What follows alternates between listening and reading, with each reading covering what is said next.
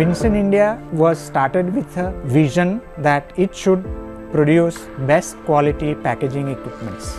In order to achieve that, we have procured excellent machinery first to produce excellent products.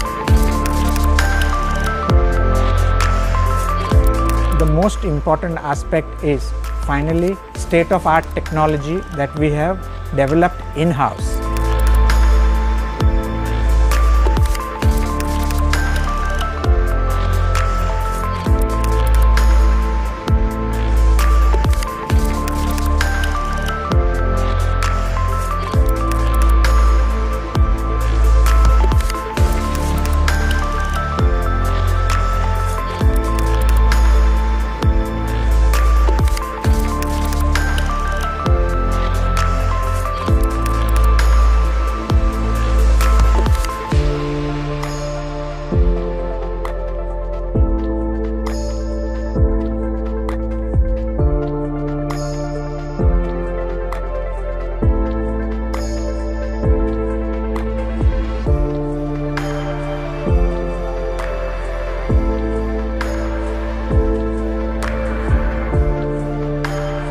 This is what we do at Winsson India. Please and improve the quality of our machining facility.